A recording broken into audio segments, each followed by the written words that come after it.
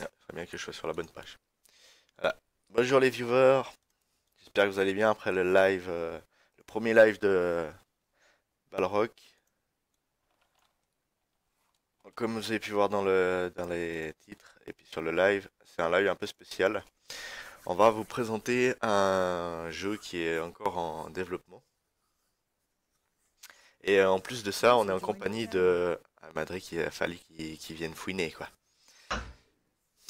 Bonjour, salut, ça va? Ça va bien. Ça va pas, c'est pareil. Bien et toi? Faites quoi? Bah on va présenter un jeu, du Oh, coup j'ai si tu trouvé veux une rester... sacrée grotte de la mort. Madrid, on fait un live un peu spécial, donc si tu veux rester, il faudrait que tu coupes ton micro. Oui, d'accord. Bah attends, je vais quitter alors, 2 secondes. Ok, merci. Donc je disais, il y a un petit plus, c'est qu'on a, je sais pas comment se nomme ton poste, Hartmann, dans l'équipe. En fait, je suis à la fois producteur, game designer et auteur. Donc le grand chef en soi. C'est moi l'initiateur, si tu veux. Ouais. Chris, je peux pas s'en empêcher, hein. Donc moi je sais pas quoi rajouter de plus. Je vais vous mettre la vidéo qui va vous présenter un peu le jeu. On ira le tester aussi après. C'est un prototype qui nous a gentiment laissé l'accès, Hartmann. Je vous mets la vidéo. Ouais, comme on l'a dit, c'est un jeu C'est du work in progress, le jeu est pas fini, c'est en cours de production. Petit jeu indépendant, on vous en parle après.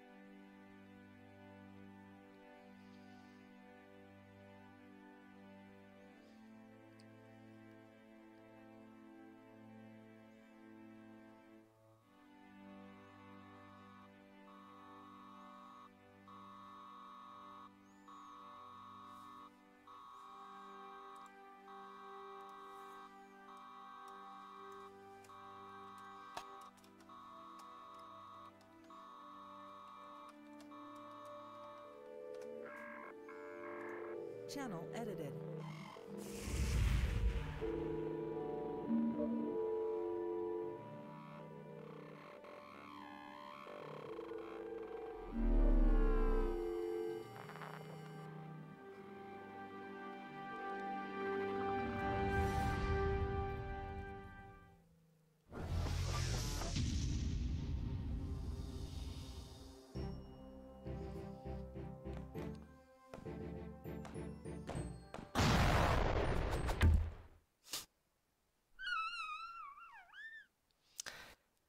Voilà, elle est quand même épique, la fin de ce teaser.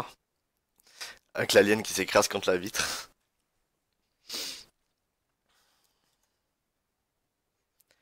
Bah du coup la vidéo est finie, elle est pas encore sur le live si vous la regardez. Par contre j'ai juste une question, Hortman, comme j'ai déjà testé le jeu. J'ai vu dans la vidéo qu'il y a des trucs avec de l'argent et de l'XP. C'est pas encore inclus ça dans le prototype.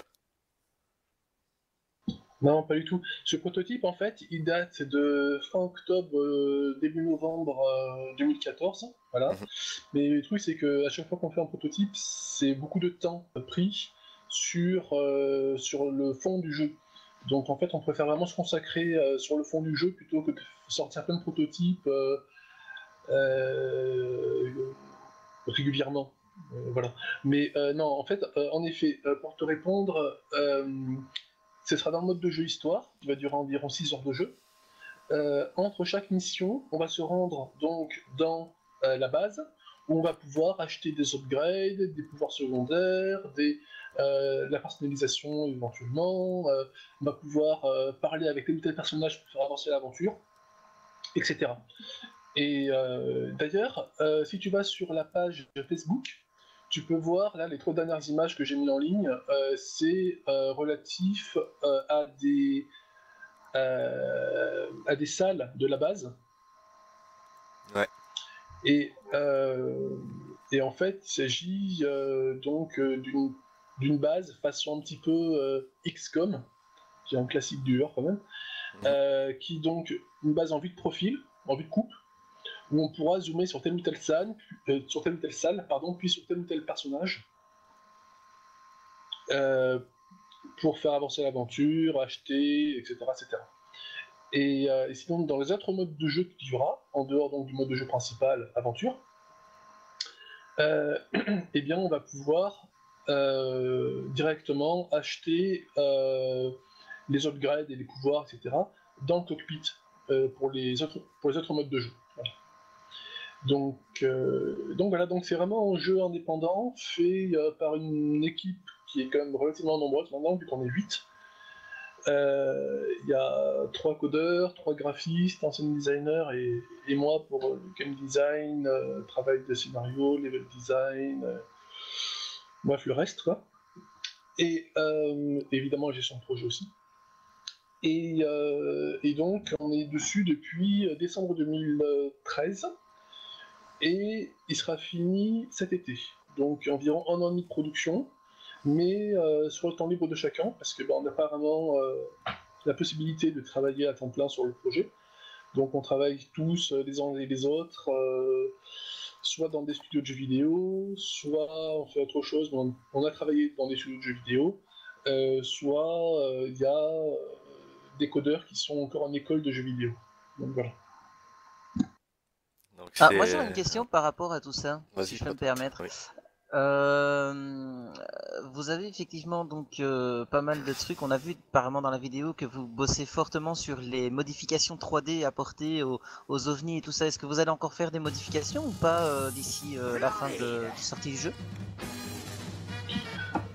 En fait, je crois que à peu de choses près, tous les ovnis ont été montrés. Après, il y aura encore des boss. On va tâcher de faire des boss de fin de chapitre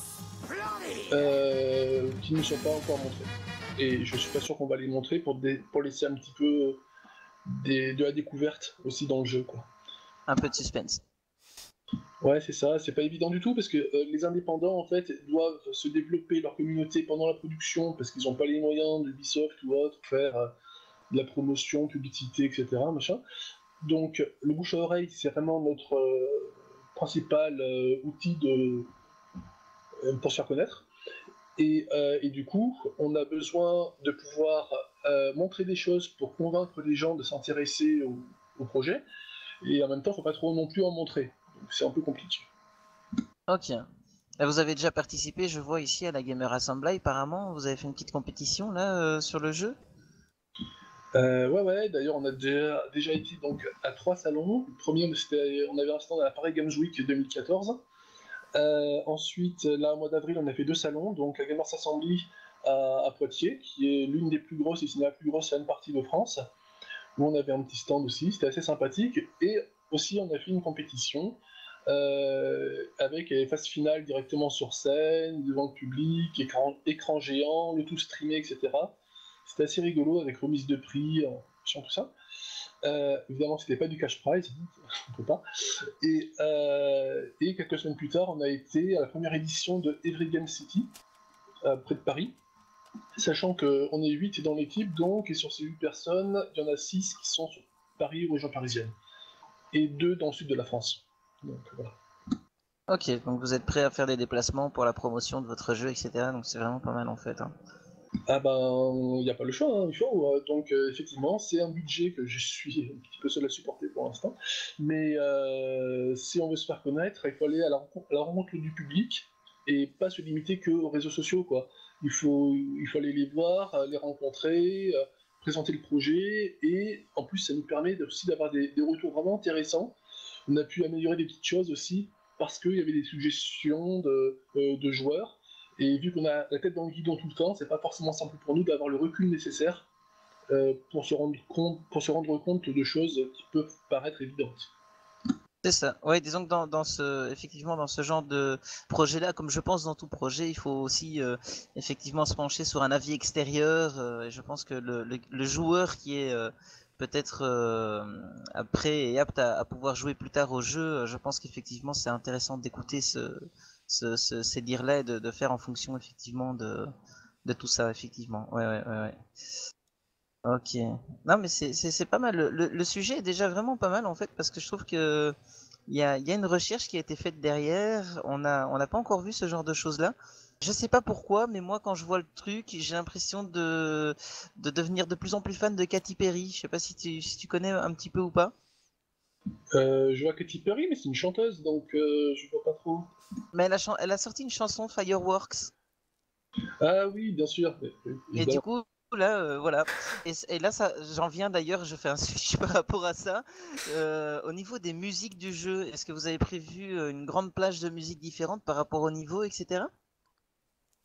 Ouais, bah déjà, pour la base en elle-même, il y aura des petites différences selon les salles.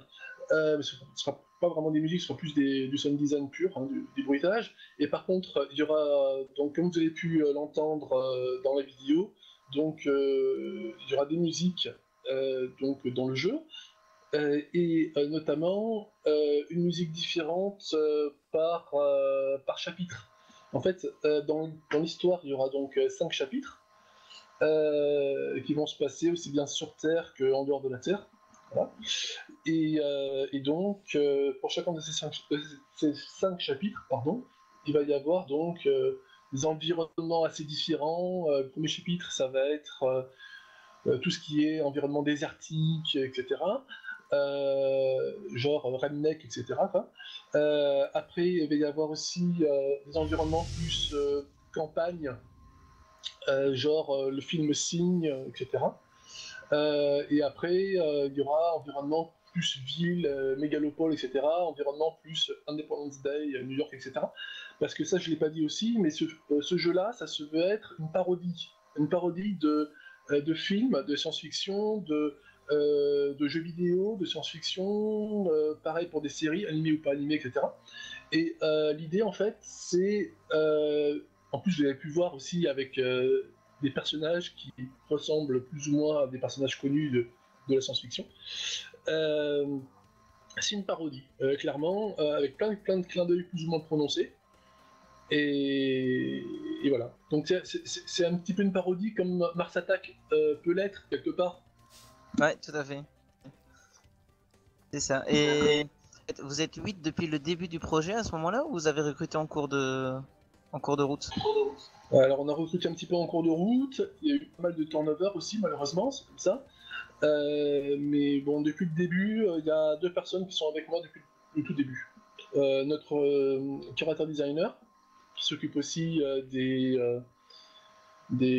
ovnis, qui s'occupe aussi de la base, et puis évidemment des personnages, et de quelques véhicules aussi. Et notre sound designer, qui est aussi notre compositeur musical. Voilà. Et sinon, les autres ont une ancienneté moindre, mais ils sont tout aussi importants, finalement. C'est ça. Et moi, il y a un truc qui m'intrigue depuis là tout à l'heure. En fait, tu parles à chaque fois de salle.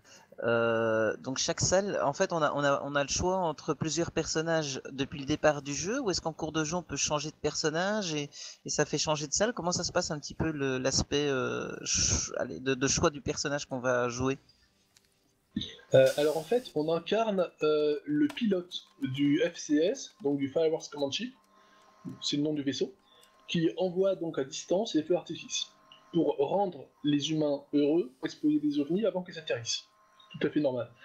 Et donc, les interactions qu'on va avoir avec les personnages, c'est pour faire avancer l'aventure et pour s'adresser à eux en tant que pilote. Ok. Donc en gros, ici, ouais, ok, d'accord. Il va falloir à mon avis appeler les États-Unis parce que je pense qu'il y a un problème là, hein. Ils sont en train de mettre plein de points, plein de choses au point, etc. Mais vous avez trouvé la solution quoi. Faut les feux d'artifice. Tu vois. Donc Bah, pourquoi faire compliqué quand on peut faire simple ou voilà. Si vous vous souvenez, toi et Jules, vous avez certainement dû voir le film Mars Attack. Mhm. En fait, dans le film, ils arrivent à repousser l'invasion alien avec de la musique country. Ouais. Nous, c'est différent. C'est l'artifice et nous, c'est le bonheur. Voilà. mais Non, où mais est-ce qu'on va chercher ce genre d'idée? c'est bien structuré justement le fait là dans le jeu, il faut utiliser des feux d'artifice pour rendre les gens heureux et ça repousse les aliens. C'est comme la musique country dans Mars Attack. Euh, on met de la musique et ça les repousse quoi. C'est On est dans le voilà. surnaturel quoi. Non, mais c'est assez fun. C'est comme Mars Attack. Je pense qu'il n'y aurait pas eu un succès comme ça si les aliens n'étaient pas repoussés par la musique country, quoi. C'est pareil pour le jeu. Je pense que c'est un truc qui est bien placé pour. Ouais, l'idée, c'est de faire vraiment un jeu rigolo. Après, c'est pas évident du tout de faire un jeu rigolo. C'est beaucoup moins difficile, on Mhm. va dire, de faire un jeu non rigolo, parce qu'en fait, il faut adapter l'humour pour qu'il soit acceptable par le plus grand nombre, quelle que soit euh, la société où le jeu est joué. Donc ça signifie, alors que j'adore les jeux de mots, moi j'ai pas droit aux jeux de mots, hein, voilà, c'est comme ça. Même si c'est moi l'auteur, j'ai pas droit. Voilà. Donc c'est plus du comique de situation qu'autre chose.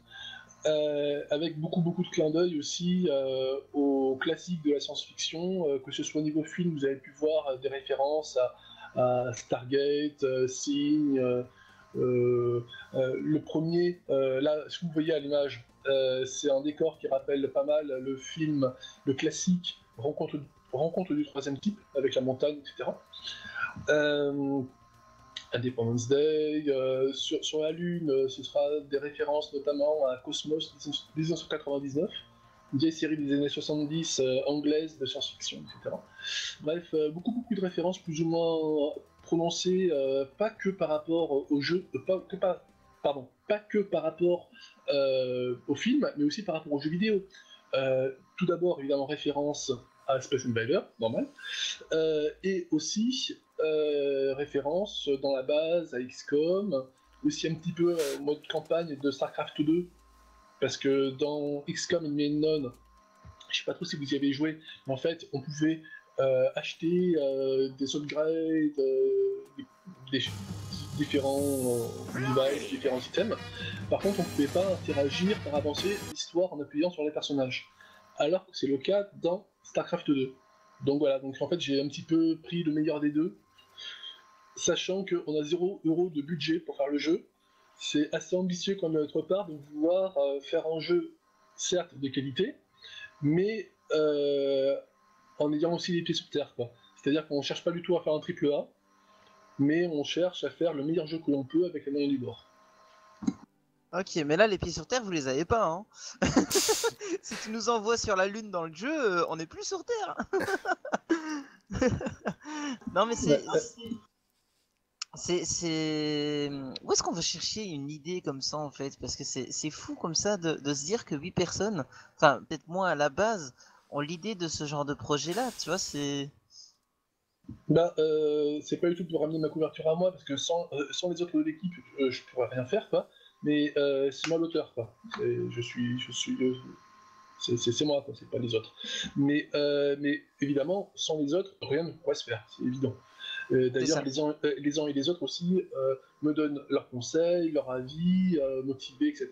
Et en fait, je peux affiner l'histoire du jeu, le gameplay, etc. Voilà. Mais à la base, c'est moi qui ai mis le truc en place. Mais en Mais fait, le qu'est-ce truc, que... c'est que c'est pas vu du jour au lendemain. J'ai commencé à travailler sur ce jeu-là en 2004, donc il y a 11 ans. Donc, Voilà, mais c'est ça que je voulais en venir, effectivement, parce qu'on parle d'un développement d'1 an et demi, mais il y a toute une phase à l'arrière, je pense, de feedback pour faire les écrits du jeu et tout ça, et pour savoir comment est-ce qu'on va partir, sur quoi est-ce qu'on va partir. Donc là, on parle quand même, on est en 2004, donc on parle de 11 ans, quoi. ouais, donc voilà. Mais après, évidemment, j'ai pas bossé, même sur mon temps libre, j'ai pas bossé tout le temps sur ça. Moi, en gros, puisque vous me posez la question, moi, mon background, en gros, ça fait 14 ans que je suis dans le jeu vidéo. Et j'ai fondé et dirigé des studios de jeux vidéo pendant 10 ans. Et donc, c'est pour ça aussi que là, j'ai fermé mon dernier studio en été 2013. Depuis, je bosse dans le jeu vidéo en freelance comme chef de projet essentiellement. Et puis, là, depuis assez peu de temps, je donne aussi des cours en gestion de projet dans des écoles de jeux vidéo. Et donc, j'ai voulu vraiment aller au fond du jeu, le sortir. Euh, D'ailleurs, on vise d'abord la plateforme PC Mac Linux. C'est beaucoup moins difficile que de le sortir sur mobile pour être rentable, un petit peu, non? Bah, et donc, pour faire ce jeu-là, il m'a fallu trouver une équipe motivée pour travailler sur le temps libre sans rémunération, mais évidemment avec des contrats basés sur du revenu cher, partage de revenus normal. Et trouver des gens motivés sur le long terme, c'est vachement difficile. Ah oui. Et pourtant, j'ai essayé de bien calibrer le jeu pour qu'il soit faisable en temps assez raisonnable par une petite équipe que sur le temps libre. Ça signifie qu'en fait, il a fallu, malgré tout, que j'enlève pas mal de choses que j'avais en tête pour que ça puisse le faire. Voilà. Mais après tout, je me dis que ce soit en jeu indépendant ou que ce soit en AAA, on a tous des contraintes. Même si le jeu a des millions et des millions d'euros de budget, il a quand même des contraintes. Nous, on en a des différentes. C'est ça. Du coup, Jules, je sais pas si tu as quelque chose. non, enfin, moi, les choses que j'aurais posées comme question, ça a déjà été posé. Après, je sais pas si toi t'en as encore ou si Heartman a encore des choses à dire avant de lancer le jeu. Non, mais peut-être que là, effectivement, je pourrais lancer le prototype et nous montrer à quel point il est doué de ses doigts. Je vous aurais fait ça Alors, à midi là quand je me suis levé, je vous aurais été mort de rire quoi. Je m'emmêlais les pinceaux dans tous les sens. Donc je vais juste changer de. Mais j'ai pas mis les trucs sur l'autre scène. mais Au avant pire, que le jeu se lance, du coup, j'ai vu qu'il y avait 4 touches qu'on pouvait utiliser, 2 supérieures et la barre d'espace, c'est ça? peut-être le. Ouais, c'est ça. C'est-à-dire que les 4 touches de base, c'est pour envoyer donc les feux d'artifice bleu, vert, jaune, rouge. Les 2 boutons au-dessus, les 2 touches au-dessus, c'est pour envoyer donc les pouvoirs secondaires en nombre limité, que l'on débloque et ensuite que l'on achète donc dans la base, sachant qu'il y en aura bien plus que 2, hein, des pouvoirs secondaires, qui ont des effets particuliers, comme vous allez voir ça. Et la barre espace, elle, sert à envoyer donc les pouvoirs principaux, qui se décomposent donc en 3 phases. La première phase, c'est le vol du moineau, ensuite le vol du phénix, et ensuite le vol du dragon, qui ont des conséquences plus ou moins importantes sur les ovnis à l'écran. Par Ok. exemple, le vol du moineau sert à exploser 2 points de vie, donc les 2 rondes couleurs les plus à gauche de la série des couleurs de l'OVNI le plus en bas.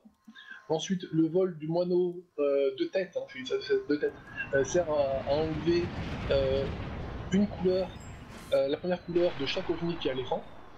Et le vol du dragon sert à enlever les deux premières couleurs de tous les ovnis à l'écran. On voulait pas exploser tout ce qu'il y avait à l'écran avec le vol du dragon, pardon, parce que ça aurait été trop simple de notamment tuer les boss. C'est pas possible. C'est ça. Ouais, il faut mettre un peu de difficulté là-dedans, quoi. Hein. On a vu Jules qui a fait un bond sur la cam. C'est pour ça que je rigole. Voilà.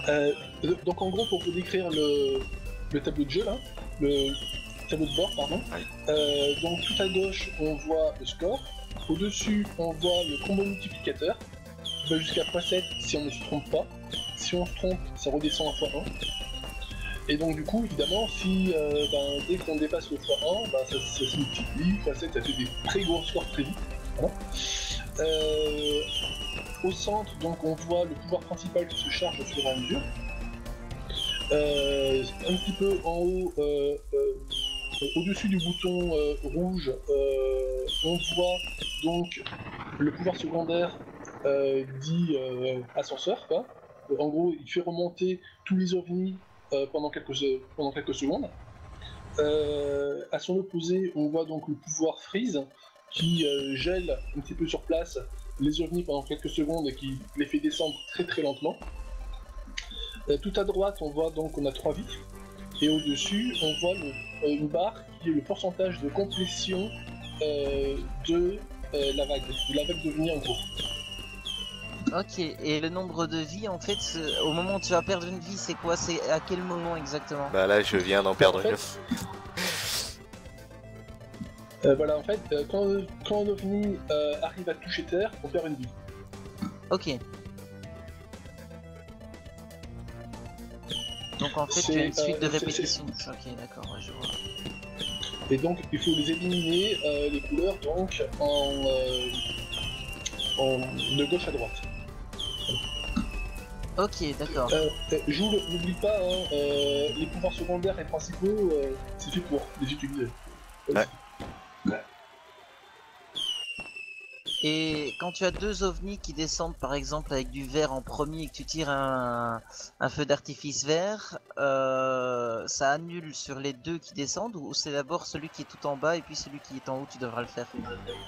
Non, c'est les deux en même temps, mais de toute manière, vu qu'on procède par élimination, en fait, après, imagine que la deuxième couleur c'est bleu, et sur l'un des ovnis et sur l'autre c'est jaune, on envoie le artifice bleu, du coup, l'autre qui a été sélectionné est désélectionné, donc du coup sa barre de vie revient à 100%, et la deuxième couleur de l'ovni que l'on vise par élimination est enlevée.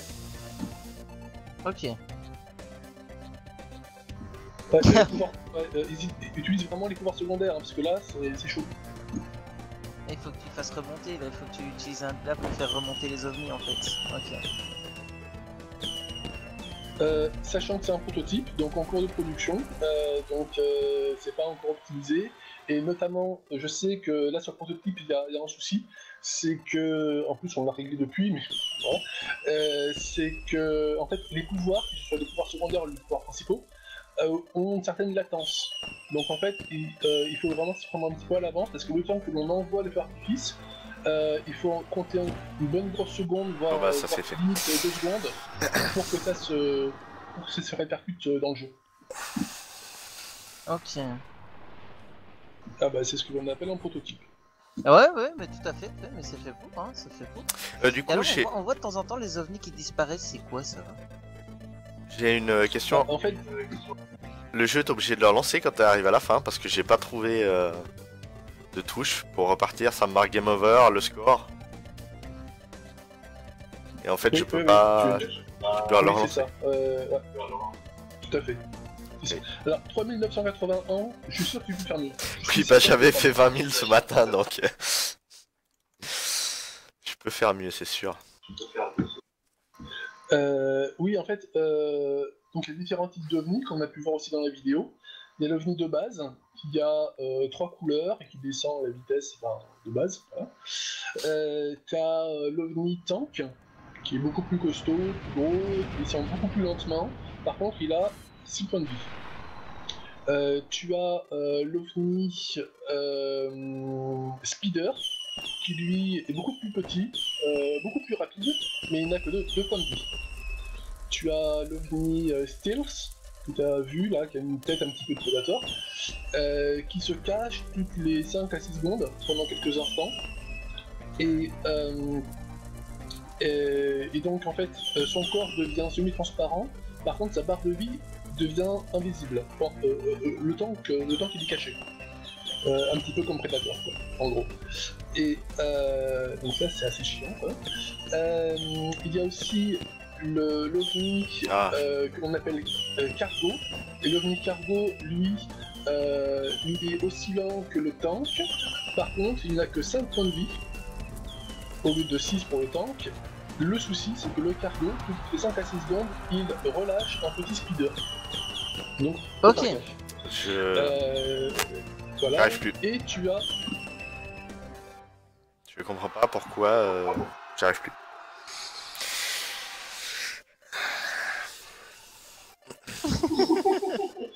Et tu as enfin le Changeling, que de toute manière là vous ne le voyez pas donc, dans le prototype. Le Changeling, lui, il change de tête des 3 à 4 secondes, donc plutôt 4 à 5 secondes, et en même temps sa combinaison de couleurs aussi change. Donc c'est assez galère.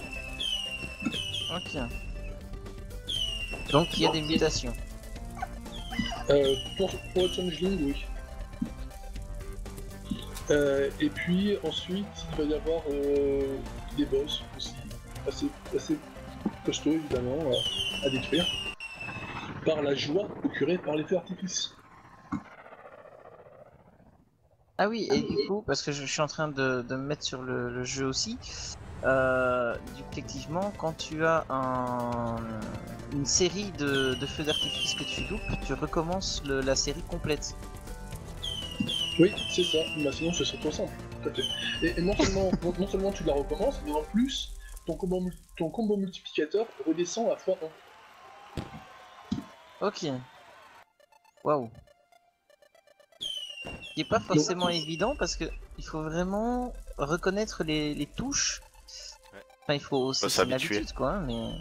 Ah, là, je viens de faire n'importe quoi. Mais après, si vous faites gaffe, en dehors évidemment des claviers suisses qui sont un peu particuliers, on va dire.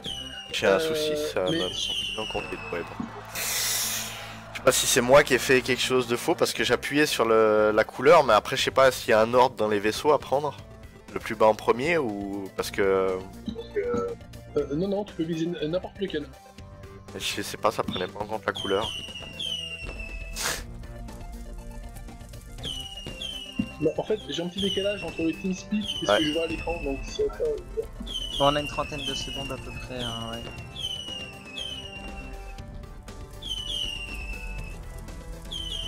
Après, dites-vous que c'est un prototype. Voilà. Ouais. Et puis...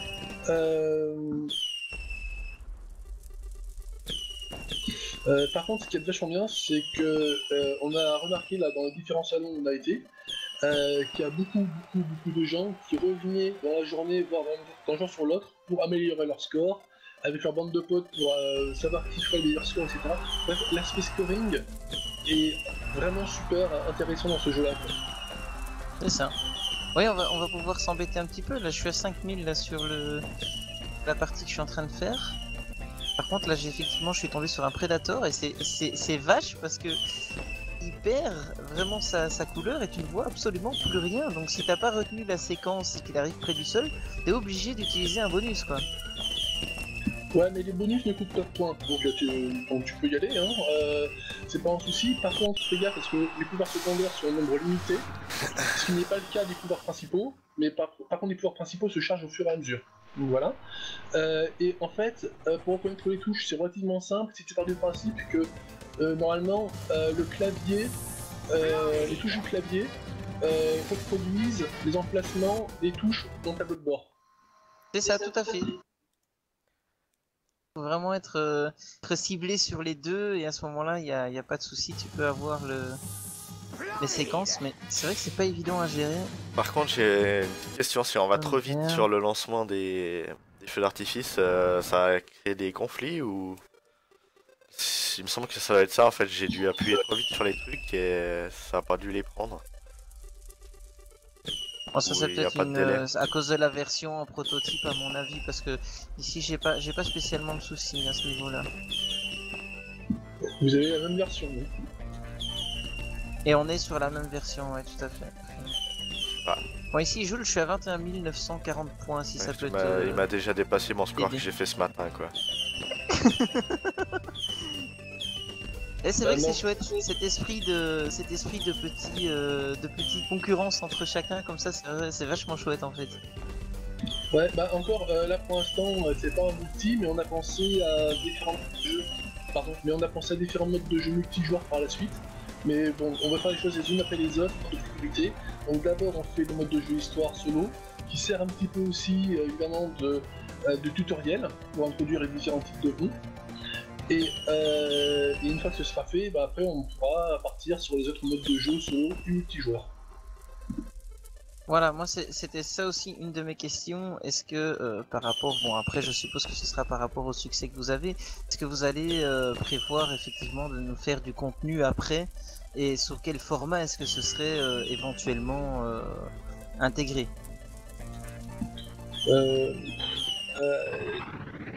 Je sais pas du tout, honnêtement, c'est même pas pour du projet, j'en sais rien du tout. Ce que je sais surtout, c'est que c'est super chaud, mais on fait tout pour finir le jeu pour prendre de cet été. Et c'est déjà super compliqué, parce que je rappelle que ce jeu-là, il est fait de manière totalement indépendante, plus indépendant que Saturn, vu qu'on a 0 € pour faire le jeu, donc voilà. Donc c'est vraiment basé sur la volonté des développeurs. Uniquement la volonté et les capacités évidemment, parce que il n'y a pas du tout à carotte au bout d'être payé à la fin du mois quoi. Après évidemment il y aura du partage de revenus par rapport à l'argent généré quoi dans le jeu, mais tant que le jeu n'est pas fini, on marche que à la volonté et aussi par tout l'esprit positif généré par notre communauté. Et notre communauté nous aide beaucoup. Et c'est aussi pour ça qu'on essaie de la développer, que ce soit sur Facebook ou Twitter. C'est ça. Sinon, non, pour rappel, le jeu donc sortira avant tout sur PC, Mac, Linux, par Steam et compagnie.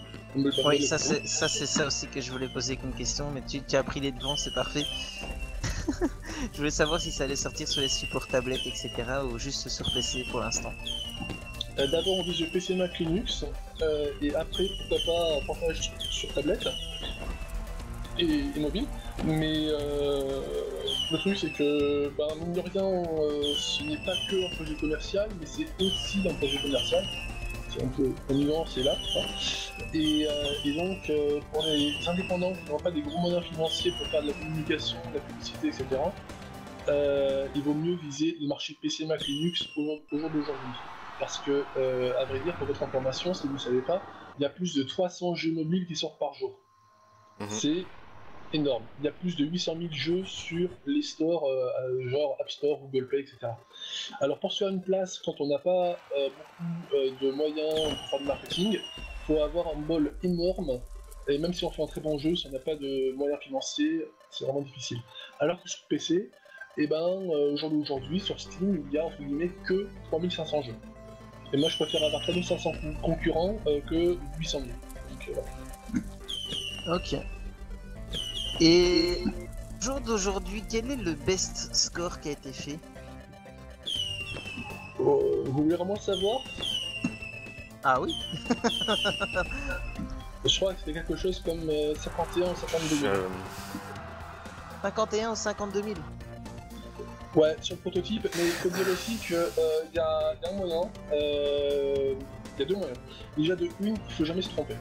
Si on se trompe pas, ça signifie qu'en fait, on va très vite atteindre le x7, et si on arrive à garder le x7 tout du long, on fait un gros score.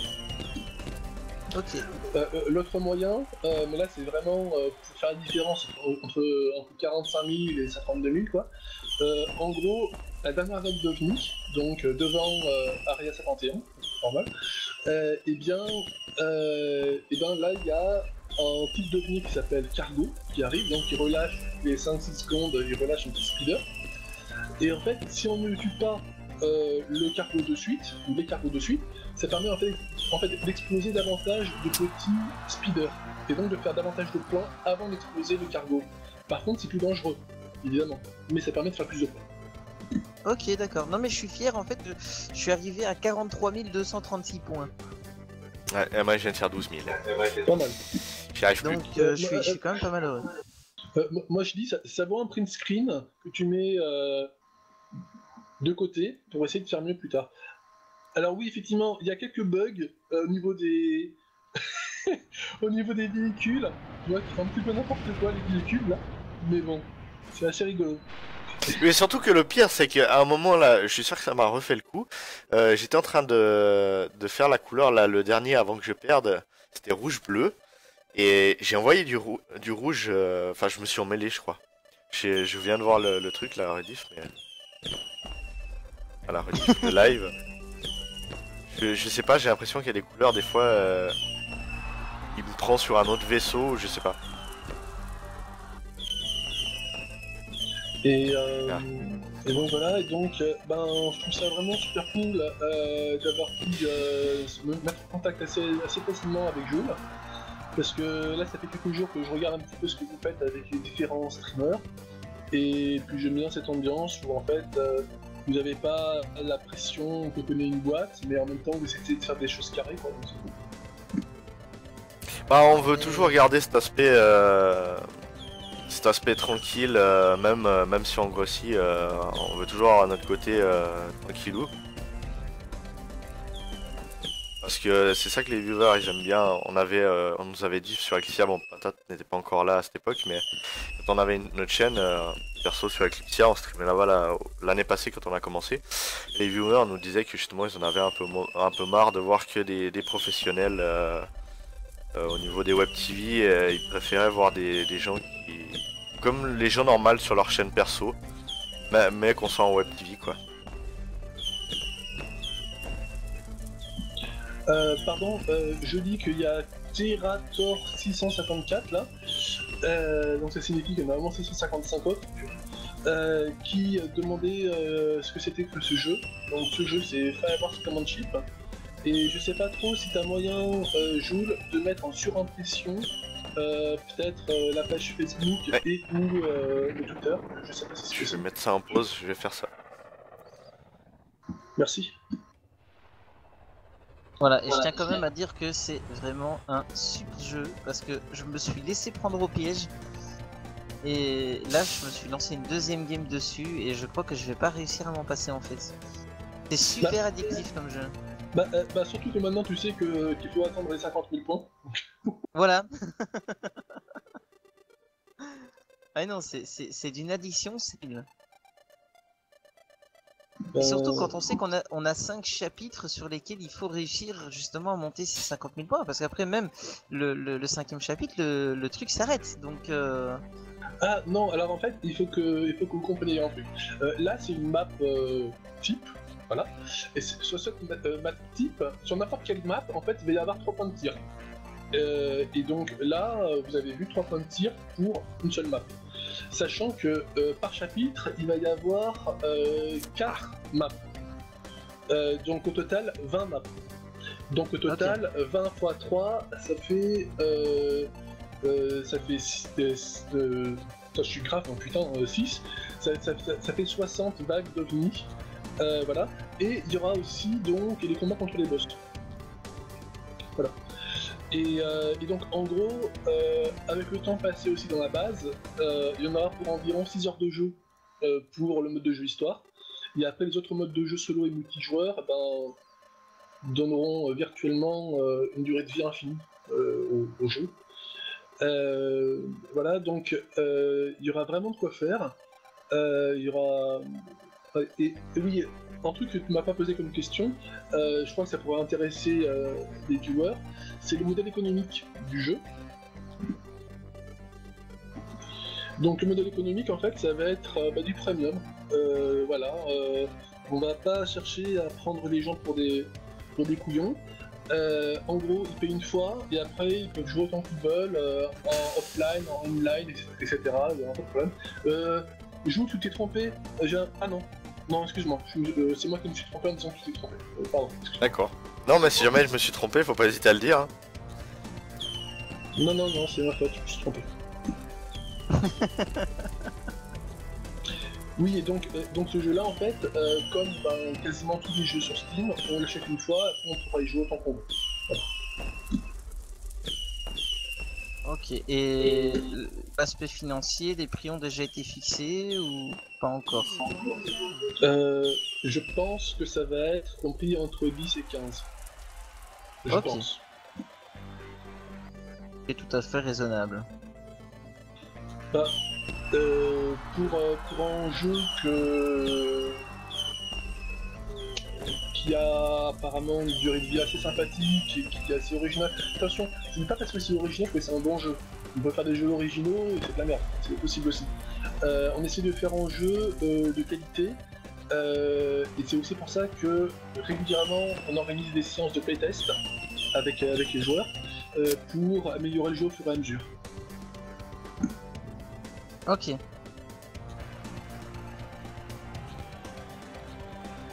Je vais mourir. En fait, j'étais en train de faire la composition d'un plus petit vaisseau Là, et il un les prend pas en prédateur compte, qui est hein. parti précédent. Ouais. Le fait que ça frustre aussi, ça fait partie du jeu. Tu vois. Oui, oui. C'est terrible. Ah, il s'est posé. Ouais, et donc il y aura d'autres pouvoirs secondaires aussi que l'on pourra débloquer et après acheter donc dans la base et acheter grâce aux points gagnés en détruisant les ovnis.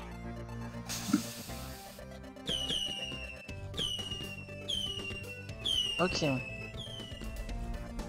Ah là, je me suis fait une partie, mais laisse tomber quoi. Je me suis vautré tout à fait. D'ailleurs, un truc qui pourrait être intéressant, Jules, Oui. parce que le prototype est disponible pour tout le monde, D'accord. tu pourrais peut-être donner le lien pour télécharger le prototype pour les viewers. Ah, mais ça c'est cool, ça c'est super sympa ça.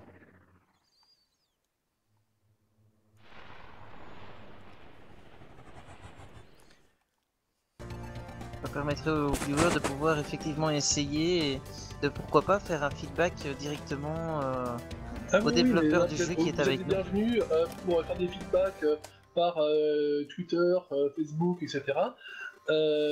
Pourquoi pas aussi nous envoyer vos screenshots euh, de meilleurs scores, des choses comme ça peut être vraiment sympa. Bon, du coup, moi je m'en vais aller poster le screenshot de mon meilleur score, tiens.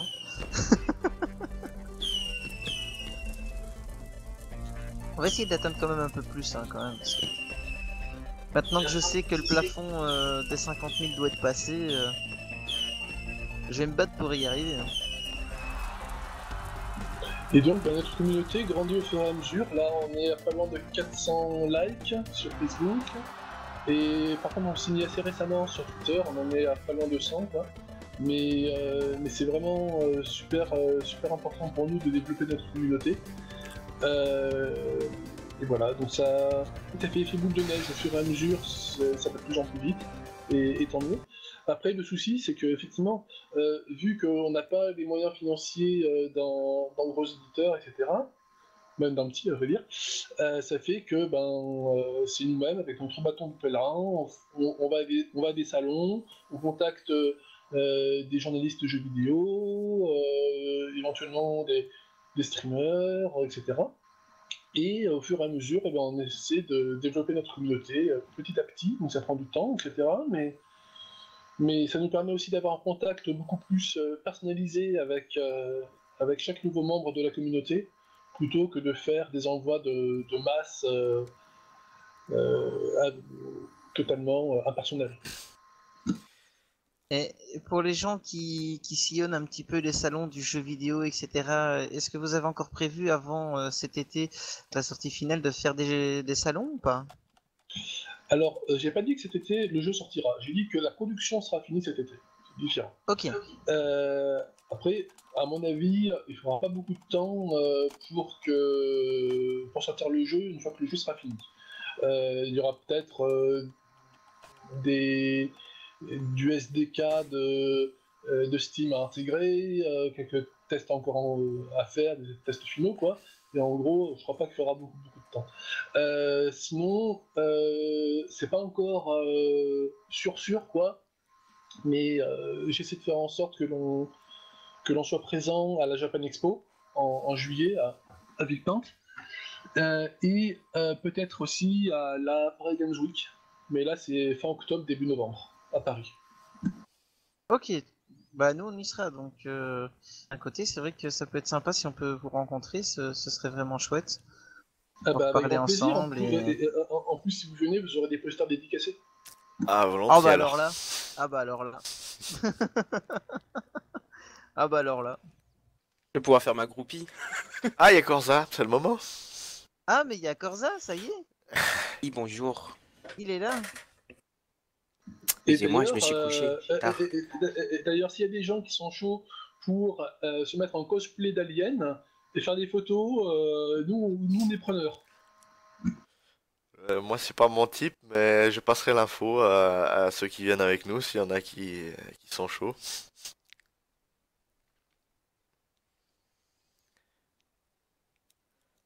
J'avais prévu un cosplay, je vais peut-être en prévoir deux du coup. Ben après, vous avez le choix, soit un cosplay d'Alien, soit un cosplay d'OVNI. C'est plus grand un OVNI. Ça va être dur de rentrer dans la salle, hein, si on passe par la petite porte. Oh mais il y a un kiff sur ce jeu aussi, c'est de lancer tous les feux d'artifice en même temps. Ouais, après le problème c'est que si tu fais ça, après ton combo multiplicateur redescend à fois 1. Ah oui non c'est clair qu'après ça sert plus à rien, mais c'est beau. C'est beau, tu peux refaire le remake du feu d'artifice de la fête nationale, tu sais.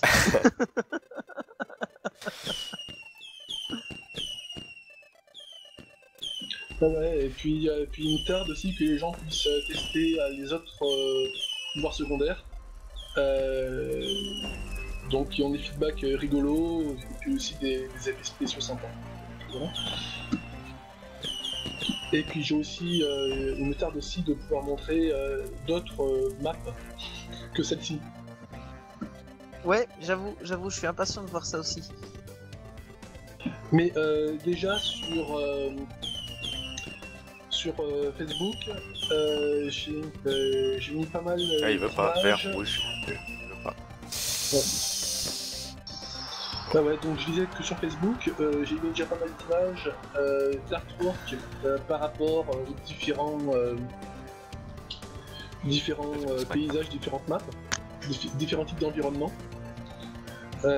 Et donc là, parmi les 3 graphistes, il y en a 2 qui sont vraiment chargés de tout ce qui est création des maps. Donc les assets, les maps elles-mêmes, placement, éclairage, etc. etc. Et ben, ça avance. Mais pour l'instant, je préfère montrer davantage la base en cours de production que les maps. Parce que les maps, à vrai dire, pour l'instant, les skybox ne sont pas finis. Et montrer des maps qui sont skybox, ça va pas le faire du tout. Alors, on a une question d'un viewer ici qui demande quelle devrait être la config minimum pour pouvoir jouer en fait. Est-ce qu'il faut une grosse config, une bonne config ou pas? Non. Moi, le prototype tourne sans problème sur mon PC qui date d'il y a 4 ans, sachant qu'en plus de ça, le prototype n'est pas optimisé. Donc quand le jeu sera en plus optimisé, à mon avis, même les PC d'il y a 5 ans, il n'y aura pas de problème. Ok, donc c'est très raisonnable alors. Après, t'envoies des feux d'artifice, t'es pas sur Battlefield quoi, donc y a pas besoin d'avoir un monstre non plus. Moi non, c'est sûr, par contre, il y aura pas mal de véhicules, mais surtout de petites personnes en bas, là, qui font des conneries, etc. Et aussi, même surtout, pas mal de lumière. Et dont beaucoup seront déqués, mais d'autres aussi seront en temps réel. Et on a beau être sur Battlefield, notamment, le nombre de lumières temps réel est toujours limité. Donc ça, c'est ce qui prend le plus de ressources, à vrai dire.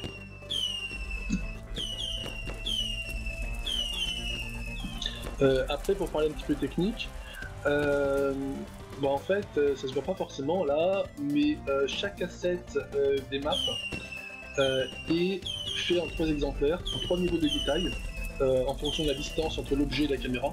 Donc du coup, ça prend beaucoup plus de temps, évidemment, quoi, mais ça permet d'optimiser aussi le nombre de polygones affichés.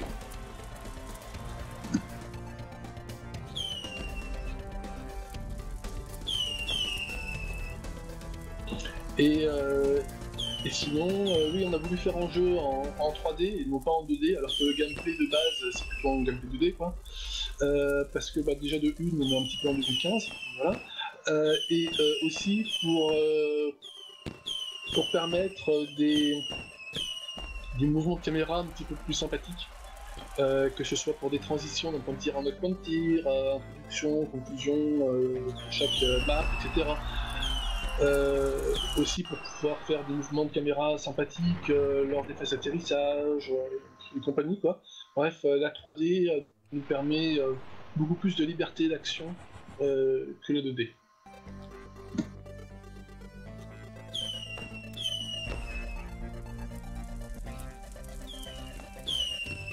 Vous êtes là ou ça a coupé? Non, ouais, toujours là. Je suis un peu concentré, je pense que peut-être il doit être encore en train de jouer. Ouais, je suis là, j'écoute en même temps, j'essaye de battre mon record, on est vraiment pris dans le truc, hein. Ouais. On est vraiment pris dans le truc. Je suis ravi. Par contre, j'ai oublié, je sais pas les gars, Joule, est-ce que tu as pu mettre le lien pour télécharger le prototype? Je l'ai mis une fois, je vais aller le remettre. Je vais essayer de le mettre un peu plus souvent. Okay. Ce qu'on peut peut-être essayer de faire, c'est faire une annonce avec le bot, hein, qui fasse un lien éventuellement vers le... Ça va être tendu là.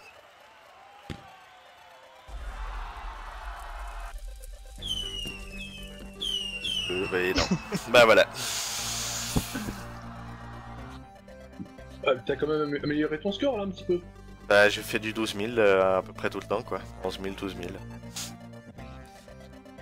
Ah, parce que moi, à l'image, mais bon, peut-être que c'est vieux, Ouais. je vois du 17 000. 17 000 Ah oui, là oui, j'ai amélioré mon score. J'étais arrivé en x7 à la deuxième vague. Ouais, en fait, faut faire gaffe parce que j'ai vu là, tu t'es un petit peu trompé sur un speeder. C'est que les speeders, ils ont que 2 points de vie, par contre, ils descendent beaucoup plus vite que les autres. Ouais.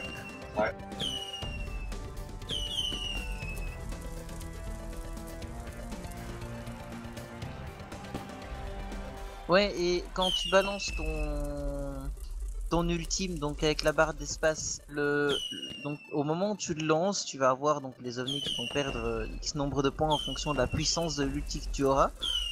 Il y a 3 paliers d'ulti, j'ai vu. Au moment où tu balances l'ultime, parfois tu as certains ovnis qui ont encore un point de vie.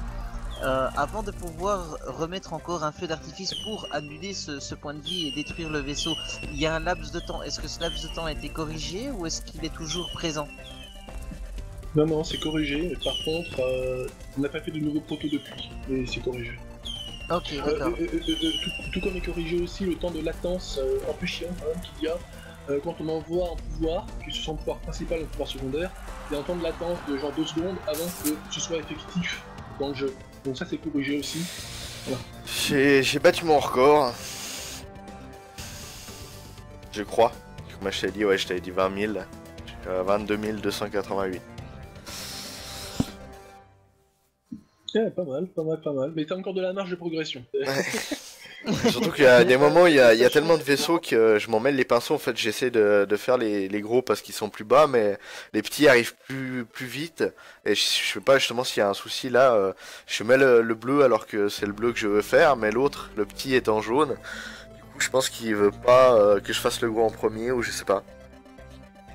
Il y a des moments où j'appuie et ça prend un autre en compte, je crois.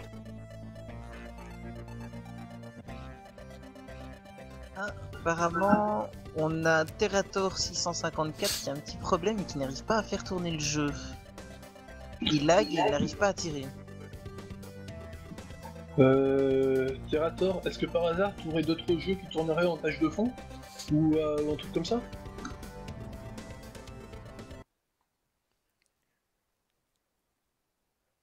Le jeu fait trop lag. Ah oui, je précise pour tous, dans ce prototype-là, il faut vraiment jouer de préférence avec la qualité good. Voilà. Donc évitez de prendre une qualité supérieure à good. Parce que sinon ça entraîne des problèmes. Par contre, ça fait une petite heure que j'ai pas fumé, j'ai envie d'une clope, donc je remets la vidéo au teaser et je m'absente 2 petites minutes pour fumer une cigarette. On va passer sur la scène Ok, comme ça. pas de soucis. Ok, bon cramage des poumons. À tutti. À tout de suite. Oui, donc du coup, on a ici un jeu où il faut utiliser... Allez, on constate qu'avec les deux mains, on a plus facile. Hein. Les deux mains rivées sur le clavier, c'est quand même plus facile qu'à une seule main. Moi perso, je recommande vraiment à jouer avec deux mains, quoi. Deux doigts sur les touches F et G, et deux doigts sur les touches H et J. Je trouve ça beaucoup plus simple. C'est ça. Et puis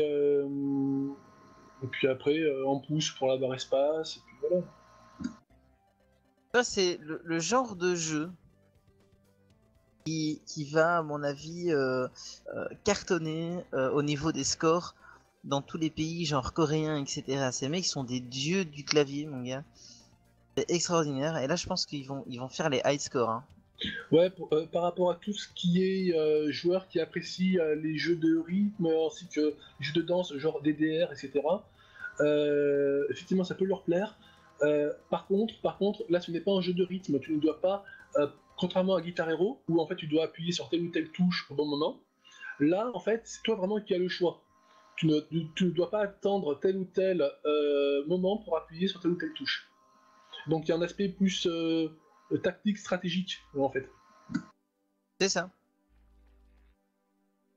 Mais et en plus de ça, si tu te trompes, tu es sanctionné par ton combo multiplicateur qui redescend, et potentiellement aussi, tu as plus de chances de perdre une vie parce que la barre de vie de l'OVNI que tu commençais à détruire revient à 100%.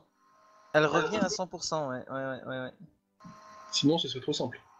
Et parce que c'est vrai qu'on a quand même une certaine stratégie dans ce jeu-là, parce qu'effectivement, comme tu dis, quand le multiplicateur descend à 1, il est difficile après de le faire remonter à 7. Hein. On peut, c'est-à-dire qu'en fait, chaque OVNI qui est détruit rapporte fois 0,25. Pour le combo multiplicateur, fois 0,25.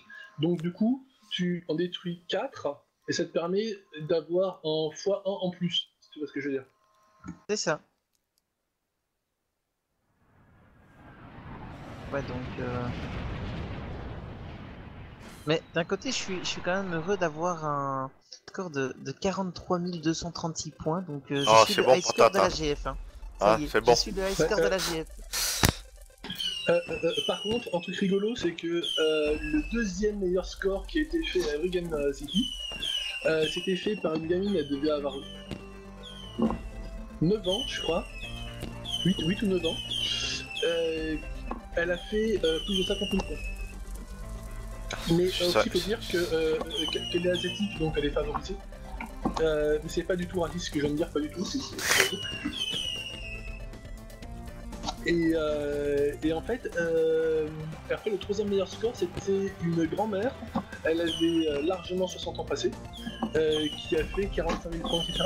Et j'ai trouvé ça assez sympa quand même que parmi les 3 meilleurs scores qu'il y avait sur les 2 jours, en fait, il y en avait 2 qui étaient vraiment par des personnes aux âges extrêmes, un petit peu. C'était assez rigolo. Et comme quoi, ça peut plaire un petit peu à n'importe qui, quoi. Parce qu'en fait, c'est un jeu très simple à prendre en main, mais en même temps qui peut demander vraiment du défi, quoi. Parce que j'aime pas le mode challenge, mais vraiment. Et Ah oui, et aussi information que vous n'avez pas, aussi bien pour le mode de jeu aventure que pour les autres modes de jeu solo et multijoueur, il y aura au moins 3 niveaux de difficulté. Facile, normal, difficile. Donc même Jules pourra finir le jeu en mode facile. Merci. Je plaisir. Surtout que tu m'as bien enfoncé avec la petite et la grand-mère. Ça va. Oui, mais, Non, c'est bien, mais je veux dire que dans le sens où moi je me sens un peu bas quoi.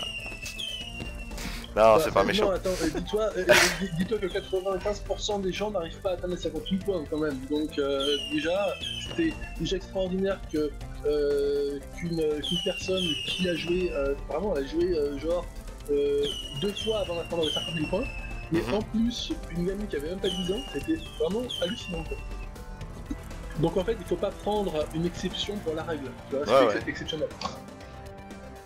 Non mais les enfants aujourd'hui aussi ils sont baignés dans la technologie.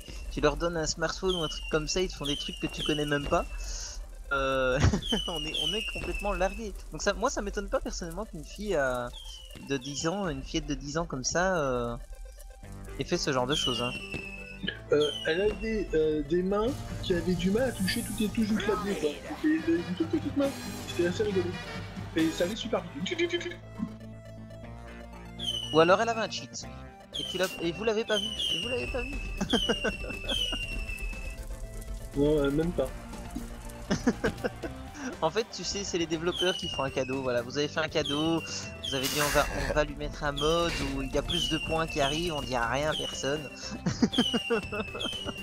Non, mais par contre, elle a gagné un poster dédicacé. Bah, d'ailleurs, un petit peu comme toutes les personnes qui essayent le jeu sur notre stand. Et d'ailleurs, s'il y a des gens, bon, c'est pas encore sûr qu'on y soit, quoi, mais il y a des chances. S'il y a des viewers là, ainsi que vous, qui passez au stand, enfin à l'espace en tout cas, Fireworks Command Ship, à la Japan Expo, et puis aussi à la Paris Games Week, et bah évidemment vous aurez un poster dédicacé. Ouais. Et la Japan Expo, elle est située où exactement? Tu sais déjà? Bah depuis des années c'est à Villepinte, hein, en banlieue parisienne. C'est le plus gros événement de ce type-là en Europe. Il y a aussi la Japan Expo à Bruxelles, je sais pas si ça existe toujours. Oui, aussi... tout à fait, à Namur, oui. Ouais. Et il y a aussi la Japan Expo Sud, donc à Marseille. Mais la plus grande et la plus ancienne historiquement, c'est Japan Expo, tout simplement, qui est à Villepinte depuis des années. C'est un truc énorme, c'est énormissime.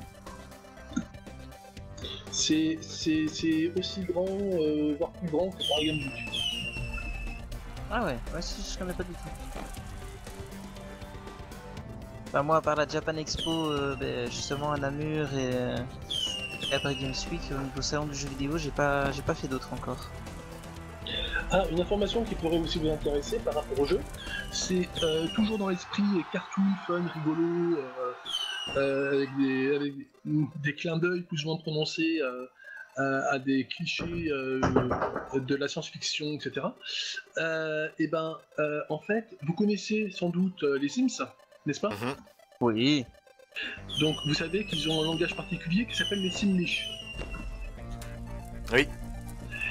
Et donc en fait le Simlish, c'est du n'importe quoi en gros, c'est blablabla, mais qui renforce la gestuelle, voilà, qui renforce ce que signifie tel ou tel état émotionnel de la personne. Nous on va faire pareil, donc en fait on va faire notre propre Simlish, en gros, un pour les humains et un pour les aliens. Et en fait ça va nous servir à deux choses. De une, ça va renforcer l'aspect cartoon, voilà. Et de deux, ça va aussi nous faire beaucoup d'économies de temps, dans le sens où on n'aura pas à faire les voice-overs en français, en anglais, etc. Par contre, évidemment, pour le français, anglais et autres langues, ce sera du texte, ce sera du sous-titrage. Voilà. Ok, ah ça peut être fun ça. Ça peut être vachement fun en fait. Il y a aussi un jeu qui est sorti qui s'appelle Magica, d'ailleurs il y a plusieurs Magica, qui a aussi son propre Simlish. C'est rigolo. Magica, M-A-G-I-K. Rouge, vert, jaune. Et j'y arrive pas plus de... j'ai refait 22 000 là. Non, mais à mon avis, c'est parce que t'as pas assez dormi, c'est pour ça. Ouais, c'est vrai qu'on était se coucher tard hier, mais non. J'ai quand même pas mal dormi, j'ai dormi jusqu'à midi, donc... Mais en même temps, regarde, à chaque fois que tu rates, je me rends compte que là, par exemple, tu as 2 pouvoirs secondaires qui n'ont pas été utilisés. Oui, bah après, en fait, il faut que je tortille mes bras pour aller appuyer le deuxième, là. Du coup, parce qu'en fait, quand je vais aller avec mon autre main appuyer sur le Y, je vais regarder où il est, parce que j'ai pas l'habitude d'appuyer sur le Y avec la main droite. Du coup, en fait, j'arrête de regarder l'écran 2 secondes, et après, je m'en mêle les pinceaux, je sais plus où j'en suis. C'est un peu perturbant du fait que j'ai pas le Y en haut. Oui, bah ça c'est parce qu'en fait sur le clavier suisse, apparemment le Y n'est pas pareil que sur le clavier AZERTY ou QWERTY. Ouais. Mais de toute manière, au final, t'en fais pas, il y aura la possibilité de mapper ses propres touches. Oh, ça, je pense que je fais confiance. Ah oui, ça c'est intéressant ça aussi par contre. Et puis aussi on va donner la possibilité aux gens, bon je suis pas convaincu, mais en tout cas les gens pourront, s'ils le veulent, jouer avec une manette Xbox, voilà. C'est bien ça.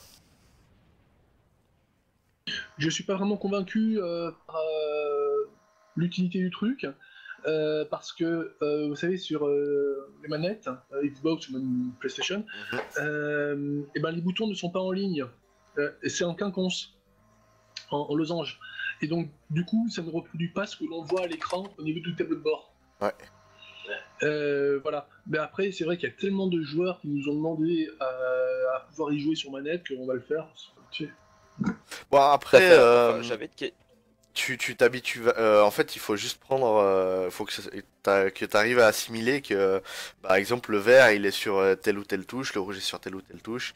Et après, je pense que c'est sûr que ça reflète plus avec le tableau de bord, mais dès que t'as assimilé les couleurs par rapport aux touches, après t'y arrives. Là, je commençais à assimiler mes quatre touches par rapport aux couleurs. Je regardais même plus les couleurs en bas sur le tableau de bord. Je regardais juste les vaisseaux.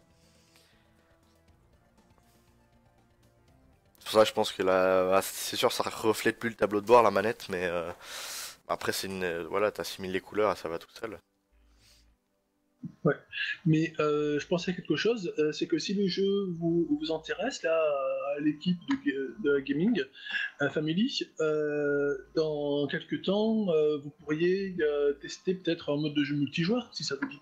Volontiers. Pourquoi pas? J'avais juste une question en fait. Non, mais Moi, je suis hétérosexuel, désolé.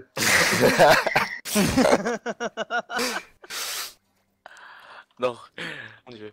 Non, j'avais une question. En fait, quand vous avez pensé pour les couleurs, etc., moi, ça me faisait penser beaucoup à Guitar Hero, en fait.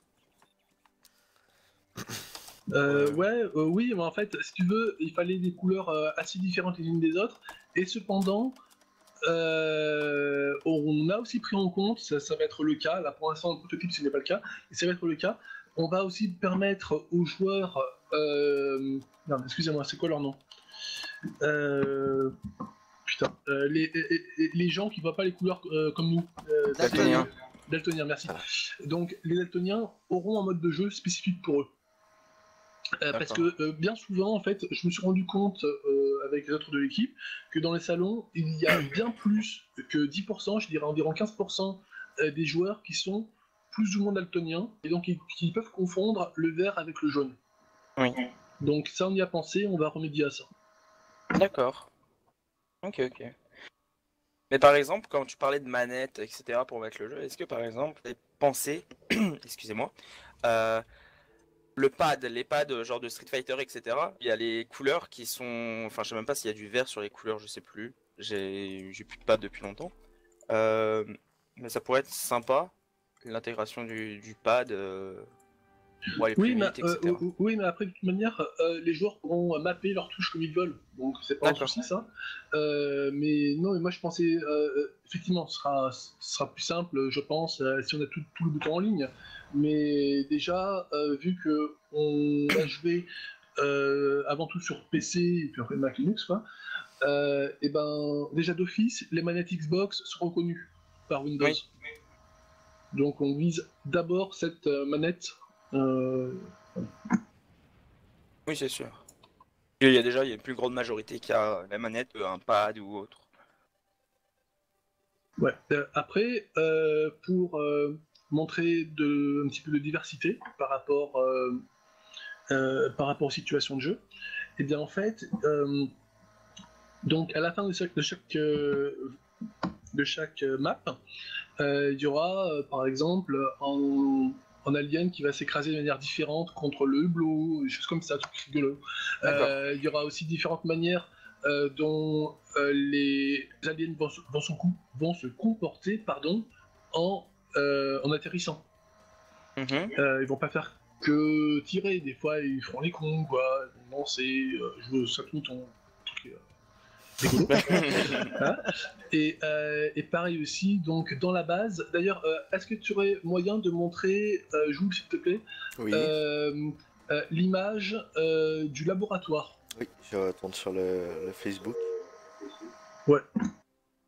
Le labo, il est là, voilà.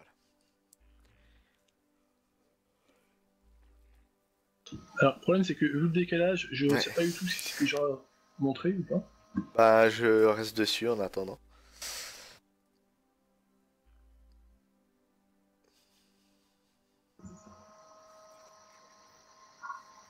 Voilà, ça y est, je vois. Donc, en gros, là, vous pouvez voir sur la gauche, là, sur l'image en haut, sur la gauche, une espèce de cellule prison, quoi, en gros, où il y aura un alien qui fera des trucs à la con aussi. Voilà, il y a aussi une table de dissection, mais à mon avis, on va pas vraiment l'utiliser. C'est là pour faire genre, voilà, parce que ça se veut être un jeu vraiment grand public. Hein. Vous voyez, de manière par rapport au contenu et du jeu, ça se veut pas du tout être un jeu classé 18+, si vous voulez. C'est un jeu grand public, mais voilà. Et donc, là, sur l'image qu'il y a en bas, c'est le bureau donc, du chef des scientifiques, qui s'appelle Emmett Pink, et non pas Emmett Brown. Voilà. Ça vous parle? Ça vous Ouais. parle. C'est le doc de Retour vers le futur. Retour vers le futur, ouais. Voilà. Et le chef des militaires s'appelle Nuke Nukem, et non pas Duke Nukem. Voilà. Ça c'est fait. Et donc, en fait, il faut aller donc, au laboratoire pour débloquer grâce au point XP, puis acheter les upgrades. Et par contre, donc, ce sera... si tu peux me montrer, s'il te plaît, la salle War Room. Ouais. Je suis dessus là. Et donc, la salle War Room permet, elle, de d'abord débloquer avec des points XP et ensuite d'acheter des pouvoirs secondaires. Voilà. Dans chacune de ces lieux, on va aussi pouvoir interagir avec des personnages pour faire avancer l'aventure, etc. Par contre, il y a un viewer qui a une question que tu as déjà abordée avant, mais peut-être qu'il l'a pas entendu. Il a demandé est-ce que le jeu pourra sortir sur PS3, Xbox, PS4, Xbox One, bref, toutes les consoles? Pouvoir sortir, oui. Est-ce qu'il va sortir? Non. Je sais pas, peut-être. En fait, ça dépend en grande partie de l'accueil que le public va réserver au jeu à sa sortie. Pour pouvoir convaincre des partenaires, il faut montrer que le jeu il prend, quoi. Voilà. Mais dans l'absolu, vu qu'on travaille avec le moteur de jeux vidéo Unity, que quasiment tous les indépendants utilisent, et que ce moteur est cross-platform, ça ne devrait pas être trop compliqué de pouvoir le porter par la suite sur des consoles. Mais par contre, je rappelle que en fait cette production sans en copec, déjà en copec c'est pas beaucoup, alors sans copec c'est voilà. Et du coup, en fait, l'argent généré par les ventes de la version PC Mac Linux devrait nous aider aussi à pourquoi pas faire des portages, quoi. Mais pour l'instant, je vais pas faire de promesses en l'air. Mais en tout cas, moi j'aimerais beaucoup qu'il puisse sortir sur console de salon. Mais voilà, une chose après l'autre. Est-ce que tu peux, Jules, s'il te plaît, nous mettre l'image de la salle de briefing? Briefing and Communication Room. Voilà, je suis dessus. Ok, merci. Et donc, dans cette salle, on peut non seulement parler avec des personnages pour faire avancer l'aventure, mais on va aussi pouvoir, là, vous voyez le grand écran, la grande map au centre, où en fait on va pouvoir avancer dans les missions. Voilà, un petit peu comme les interfaces que vous pouvez voir dans les Tower Defense. En gros, une fois qu'on a fini la mission, on clique sur l'interface pour accéder à la mission suivante, et ainsi de suite. Voilà.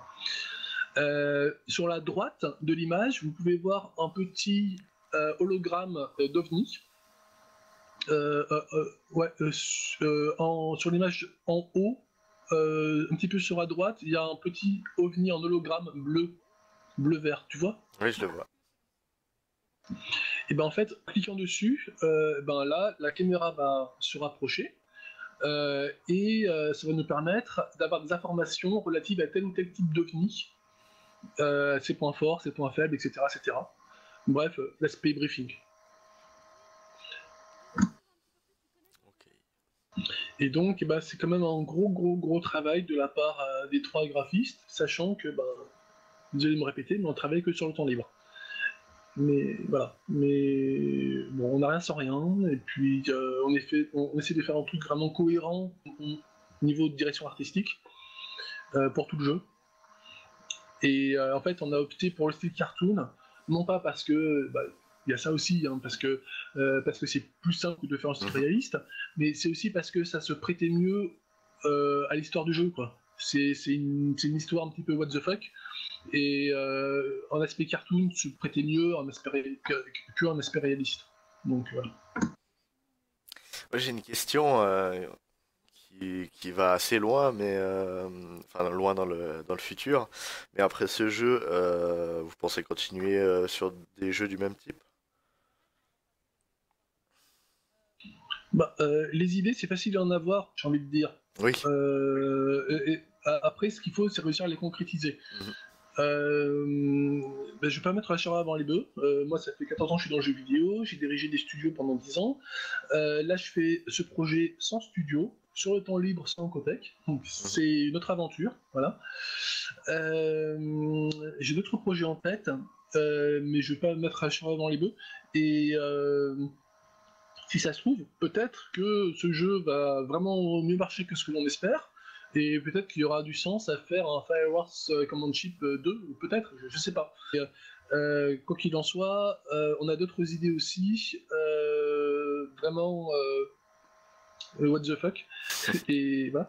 Et d'ailleurs, là je peux pas trop encore vous en parler, parce que c'est pas encore officiel, quoi, mais il y a des chances que l'on ait une grosse annonce pour les fans de jeux rétro, sachant que notre jeu, c'est un mix un petit peu entre l'aspect rétro old school, façon Space Invader, XCOM, etc., et des trucs un peu plus modernes. Donc voilà. Mais donc en gros, ça s'appelle du teasing que je vous fais là. Tu le sens mon teasing? Et donc en gros, d'ici j'espère quelques semaines, on aura une bonne annonce à faire par rapport à un partenariat assez conséquent. Voilà, je ne vais pas trop en parler, quoi, mais en gros, ça devrait être un partenariat qui nous permettrait de mettre en avant bien davantage le jeu, et aussi de bénéficier comment ça s'appelle, d'une sorte de labellisation de qualité, en gros. Voilà. C'est très flou, je sais. Ça s'appelle du teasing. Voilà. Donc il faut qu'on s'y tienne au courant évidemment sur la page Facebook, hein, donc Facebook, on n'hésitera pas. Effectivement, ou bien aussi le Twitter. Mais, le Twitter, ouais. Voilà. Donc avec l'aide des uns et des autres, et grâce bouche à oreille, pardon, on devrait réussir à atteindre les 400 likes assez rapidement. Là, on en est à 390, un truc comme ça. Hein. Et sur le Twitter, on devrait atteindre les 100 assez rapidement aussi, grâce aux uns et aux autres. Là, on en est genre 90. Voilà. Ça en est à combien, là? Là, actuellement, tu es à 90. Allez, courage, les gens. Vous pouvez nous suivre sur Twitter, c'est gratuit, profitez-en. Il y a aussi votre, Et votre pareil YouTube pour- qui les gens peuvent s'abonner. C'est vrai tout à fait. Seulement le truc, c'est qu'on met beaucoup moins régulièrement des vidéos que ce que l'on peut trouver sur Facebook et Twitter. Mais effectivement, en vous abonnant à notre YouTube, vous manquerez aucune vidéo. Et on commence à en avoir pas mal quand même. D'ailleurs, il y a un truc qui peut être assez intéressant pour les viewers, c'est est-ce que tu peux aller sur la page YouTube de Firewars Command Chip, Joule, Oui. pour montrer d'autres vidéos peut-être. On a beaucoup de vidéos work in progress pour montrer un petit peu la communauté comment est-ce que l'on produit le jeu, etc. Et en général, ça intéresse pas mal et ça peut même éventuellement amener des questions de la part des viewers actuellement là.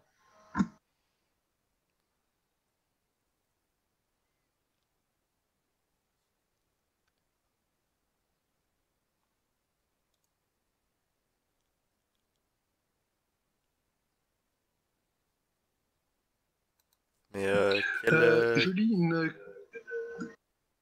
quelle vidéo? Parce que- Par exemple, tu peux montrer des personnages ou des. Ouais. Par exemple. Et sinon, après, il y a une vidéo qui est vraiment sympa qui montre comment. Ouais, ce sera après. Il faut descendre, Voilà. Ce qui est chiant, c'est qu'il y a un décalage avec ce que je vois et ce que tu montres. Alors, est-ce que tu vois le dernier OVNI, le plus en bas? Ben, juste à sa droite, il y a une image avec un cactus et tu vois? Ben, si tu peux lancer cette vidéo, c'est assez sympathique. La musique, c'est nous-mêmes qui l'avons fait, donc il n'y a aucun problème de droit. Voilà. Et donc ça, c'est le making-of dans Artwork, donc en version speed painting, hein, voilà, c'est en accéléré, qui montre comment est-ce que un de nos graphistes a créé cet artwork, donc qui est basé sur le film Rencontre du troisième type. Donc je sais pas si vous avez déjà vu ce film-là, qui est un classique, hein, c'est le premier gros succès de Steven Spielberg, même avant Le Temps de la Mer. Et donc en fait, c'est l'histoire de personnes qui sont contactées plus ou moins directement par des aliens et qui font tout pour assister donc à la première rencontre officielle entre des aliens et des humains. Et c'est quand même pas mal du tout. Et c'est un petit peu le film référence de base du jeu FCS. Voilà. Est-ce que les viewers entendent la musique de la vidéo aussi? Normalement, oui. Mettre un peu plus fort. Ok. Et donc en fait, notre compositeur musical a aussi, c'est aussi pas mal basé sur la musique de Rencontre du troisième type, pour en faire une version revisitée, on va dire, pour la musique, pour cette vidéo. Après, si tu peux avancer bien davantage donc dans la vidéo, pour que les gens puissent voir comment est-ce que, enfin, les grandes étapes, ça peut être sympa.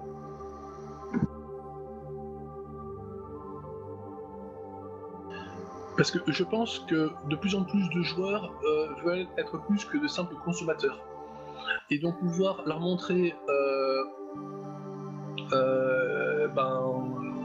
comment est-ce que le jeu est produit au fur et à mesure, je crois avoir compris que ça intéresse beaucoup de gens, et c'est d'ailleurs pour ça aussi que l'on trouve beaucoup ce genre d'informations donc, dans les versions collector des jeux.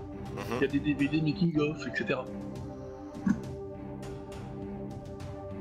Et d'ailleurs pas que pour le jeu, mais aussi même pour des films. Dans les DVD ou des Blu-ray, il y a toujours des making-of, des choses comme ça.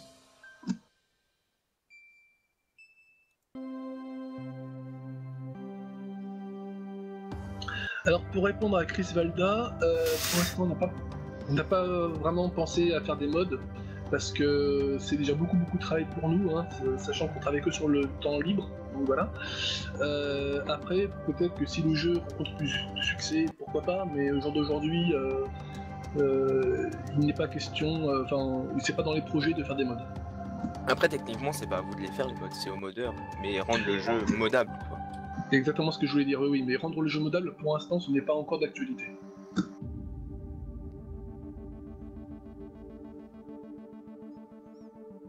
Et autre question de Chris Valda, là, par rapport à la difficulté, c'est pourquoi ne pas mettre en place une difficulté où il faudra bien gérer ses feux d'artifice par rapport à ce qui arrive, genre en mode démentiel. Bah, en fait, il faut toujours bien gérer les feux d'artifice par rapport à ce qui arrive, de toute manière, et il y aura 3 niveaux de difficulté. Voilà. C'est bien, Chris, il s'investit sans troller, parce que tout à l'heure, il marquait des conneries dans le chat. De toute façon, il peut pas s'en empêcher. Non, il est pour une obligé. fois qu'il crache pas sur un jeu, c'est surtout ça. Oui, non, mais de toute manière, effectivement, Chris, il y aura pas mal de références à d'autres jeux hein, qui se passent dans l'espace et aussi avec la science-fiction comme Mass Effect, etc. Parle-lui pas de Mass Effect.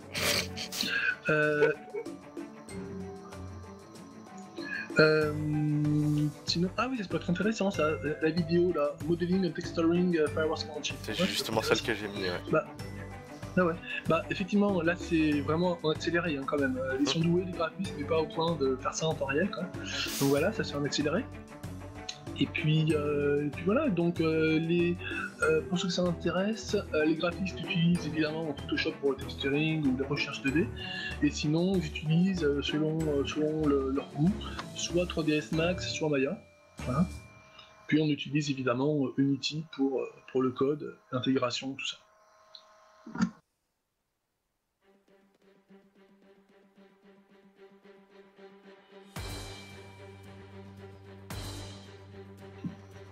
Donc oui, c'est plus difficile, mais je préférais prendre le temps de trouver des gens compétents et vraiment motivés sur le long terme, mais qui ont suivi des études ou bien qui sont des super bons autodidactes en matière de jeux vidéo. Voilà, et ce sont soit des professionnels, soit c'était des professionnels, soit ce seront des professionnels du jeu vidéo.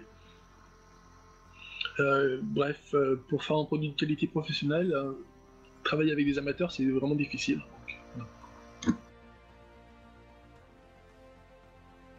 Mais c'est surtout après pour arriver à un résultat professionnel après, hein, ça c'est toujours... si t'as pas une certaine mesure, ouais. Ben oui. Et sinon, vu que vous me posez la question, comment est-ce qu'on fait en fait pour travailler ensemble?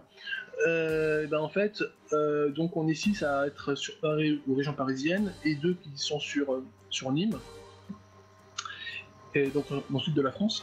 Et donc on travaille évidemment essentiellement en télétravail, avec des outils comme Google Drive, etc. On a mis aussi en place un serveur SVN pour partager des fichiers, etc. Et Google Drive pour les validations, les recherches, les documents, tableurs, traitement de texte, etc. C'est quand même bien pratique. Et puis voilà, puis ça avance, puis évidemment pour les to-do list, etc. Et puis, dans la mesure du possible, on essaie aussi de se voir assez régulièrement pour les Parisiens, IRL, pour faire des réunions de travail. C'est quand même bien pratique. Moi, il y a une chose que j'attends avec impatience, c'est le goodies du vaisseau FCS pour pouvoir mettre sur mon bureau quand même. Alors, le goodies, en fait, c'est que on n'a pas des sous, donc même si c'est pour le revendre un peu plus cher, le souci, c'est qu'il faut d'abord l'acheter, c'est un peu compliqué. Non, par contre, pour l'instant, c'est encore officieux, donc il ne faudra pas le répéter. Heureusement, on est seul. Mais en fait, je pense que l'on va faire, au moins pour l'Alien et pour le FCS, mais encore faut-il qu'on arrive à trouver le temps pour faire ça, c'est pas simple. Mais j'aimerais bien que l'on puisse donner la possibilité aux gens de télécharger puis d'imprimer en papercraft. Ok, ouais, ça c'est pas mal ça. Ça serait chouette ça, ouais. Ça devient vraiment à la mode ça, le papercraft. Ça. Ouais, c'est assez rigolo. Moi aussi, je m'en suis fait quelques-uns chez moi, voilà. Et Et là, en fait, ce que l'on peut voir à l'image, c'est la compétition, enfin la phase finale de la compétition, première compétition sur FCS, qui a eu lieu donc à la Gamers Assembly au mois d'avril, et c'était quand même assez fandard. Et où en fait je faisais un petit peu le commentateur, etc. Voilà, c'était vraiment chouette. Et puis avec à la fin la remise des prix, etc. Donc en fait il y avait les demi-finales, puis petite finale, puis grande finale.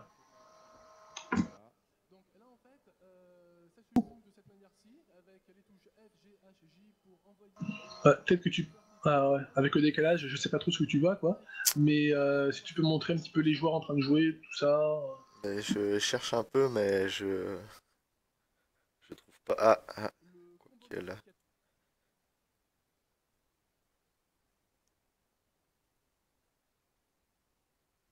Et si ça charge un jour. D'ailleurs, j'ai eu l'occasion de voir la vidéo des joueurs qui sont en train de jouer. Voilà. Ils sont vraiment comme moi je suis dedans, quoi. Tu sais, c'est les mecs, ils sont en mode tryhard en fait. Bah, c'est surtout que là, en plus, contrairement à toi, ils étaient en compétition. En plus, ouais. Et donc, en fait, évidemment, il n'y a pas des Crash Prize, hein. On ne s'appelle pas Blizzard, voilà. Pas encore, pas encore, pas encore. Voilà. Mais par contre, ils ont gagné des choses sympathiques in-game. Voilà.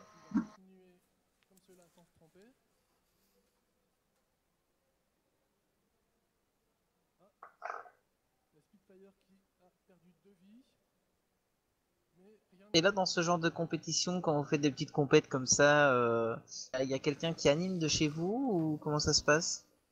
Bah, en fait, à vrai dire, c'était la première compétition qu'il y avait vraiment. Enfin, vraie compétition, parce que auparavant, on était à la Paris Games Week, on a fait une compétition, mais c'était pour le fun, comme ça, il n'y avait rien à gagner, si ce n'est l'honneur d'être premier dans les high scores, et où en fait, on a vraiment fait ça à l'ancienne. En fait, il n'y avait pas de tableau de high score. Du coup, à côté des écrans de jeu, on a mis une feuille blanche à 4 où on mettait les scores. Et ça marchait très bien. Et sinon, ben là, pour la Paris Games Week, pardon, excusez-moi, pour la Gamers Assembly, donc ben, c'est moi qui faisais le commentateur, comme on peut peut-être l'entendre sur la vidéo d'ailleurs.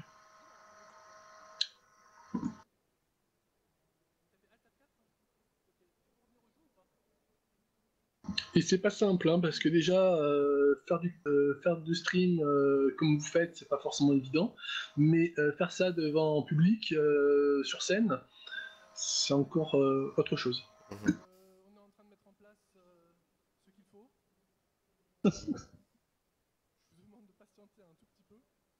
Alors évidemment, il y avait quelques petits bugs, mais ça c'est lié à la fois au prototype et puis aussi parce que ben, les organisateurs ont un petit peu fait ça à l'arrache, mais c'était déjà très très bien, quoi.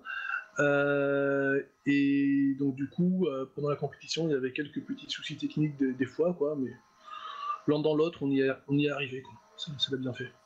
Donc la seule version aujourd'hui jouable, que ce soit en compétition comme vous avez fait là, et ce qu'on a chez nous, c'est la même version.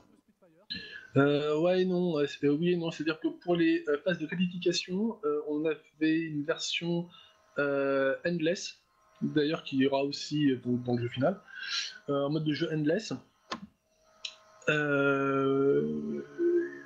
Voilà, qui nous permettait en fait d'être certain qu'il y aurait vraiment des différences entre chaque joueur au niveau du score. Et, okay. mais par contre, le souci, c'est que à l'époque, sur ce mode de jeu endless, qui est quand même plus récent, en fait, on n'avait pas pu encore intégrer les effets visuels des pouvoirs. C'était un peu dommage. Donc du coup, les phases finales se sont faites sur la version que vous avez. Ok, d'accord. Et comme ça, vous pouvez voir aussi les scores que eux ont fait. Oui, on peut se comparer effectivement. Pardon. Ah, c'était sympa ça, joue. Oui, mais je l'ai pas pressenti venir, sinon j'aurais mute quoi. Ce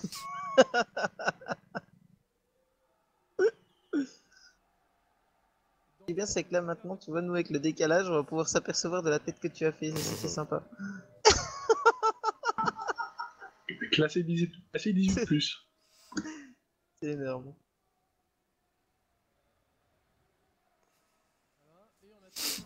Et sinon, bah, la difficulté, c'est surtout le fait de trouver des gens compétents et motivés pour faire la production, quoi. C'est vraiment difficile, parce que ben, s'il n'y a pas...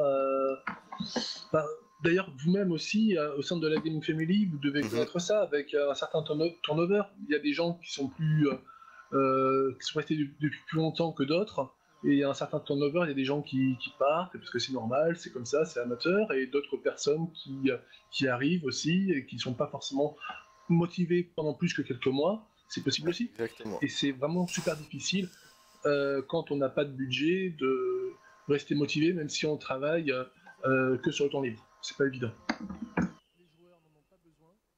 Ça, c'est vraiment quelque chose qui est super effectif, mais ça, je pense que c'est dans chaque structure qu'on a le cadre de figure, hein. Ça, c'est clair et net, hein. Effectivement, c'est plus dur à gérer quand tu pars du principe qu'effectivement, il n'y a pas de salaire effectif. En tout cas, dans un premier temps. Ouais, c'est ça, tout à fait. Ouais. Joule, je crois qu'il y a Chris qui te cherche. Il a écrit: le seul petit truc que je trouve dommage, c'est qu'il est quand même un peu lent comme jeu de shoot.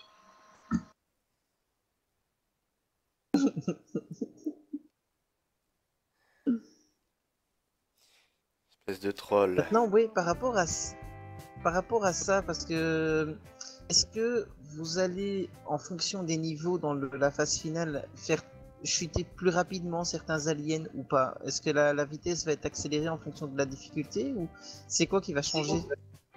Certains ovnis, ce sont des ovnis que l'on voit, ils ont des têtes, mais ce sont des ovnis.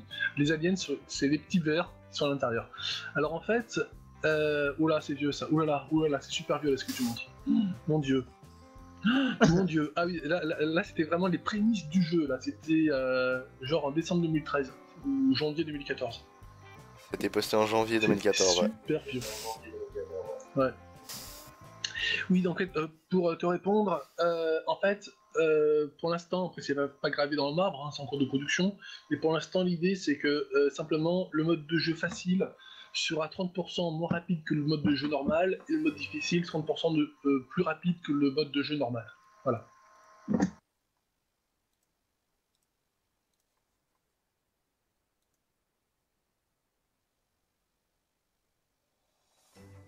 Et après, grâce au P-test, on verra s'il faut améliorer, comment l'améliorer, etc.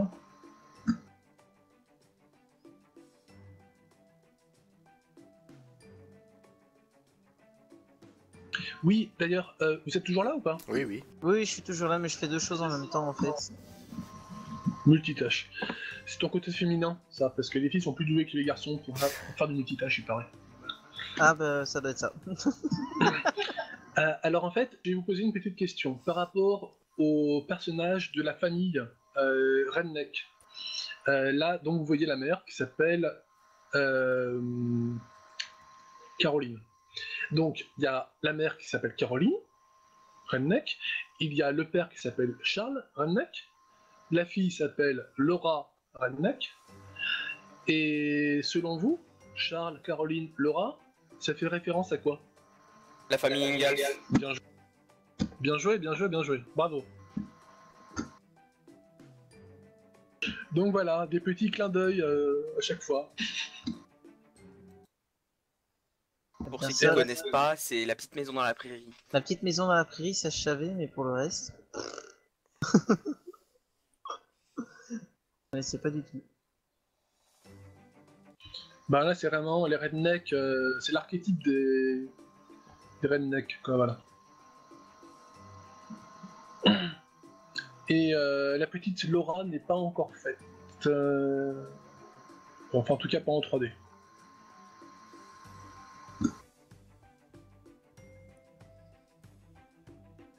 Je crois que Chris a été proms à deviner la petite maison dans la prairie. Sauf qu'il y a le décalage, donc en théorie, non. Ouais, mais moi j'ai dit la famille Ingalls. Tout le monde a gagné.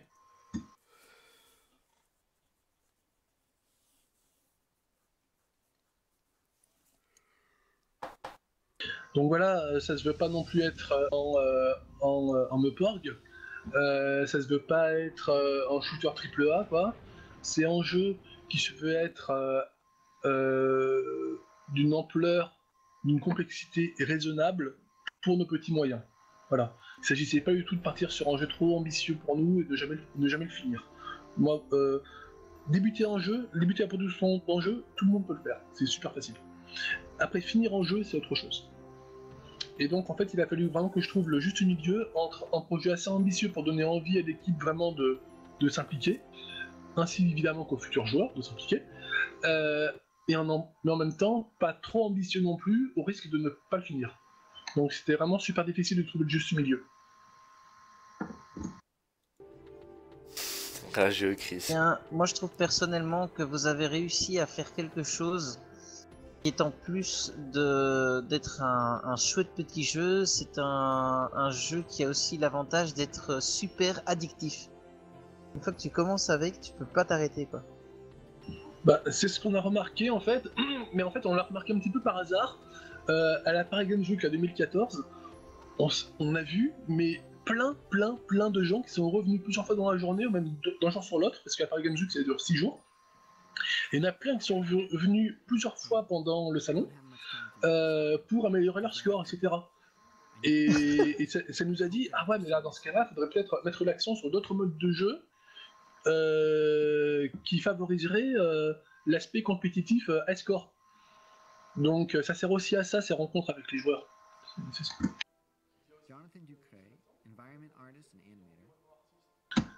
Chris, bah y a pas de souci. Si t'as un moyen il viendra pas. de venir, il viendra pas. Non, bah déjà il m'a dit qu'il aimait pas la Paris Games Week, mais en plus on lui a dit qu'on allait lui faire un truc s'il venait, donc je pense pas qu'il viendra.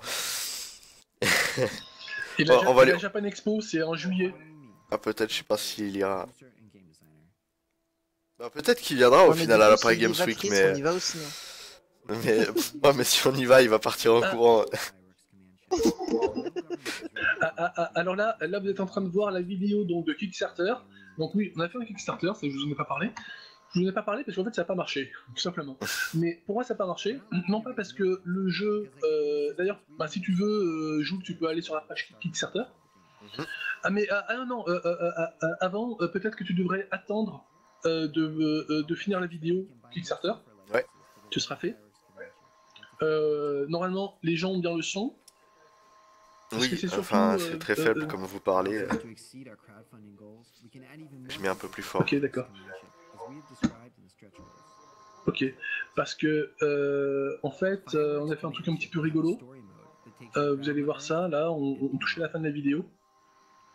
The trainee, the player, will visit the base where he can buy secondary powers, upgrade and customize his virus command chip.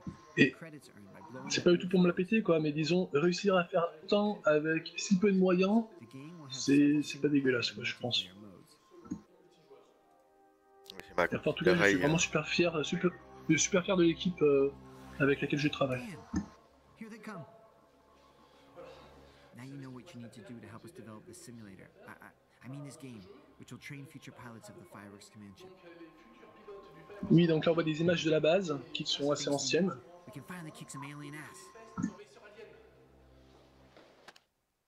Oui, et là vous voyez aussi une image là, par rapport au multijoueur. J'en parlerai à la fin de la vidéo.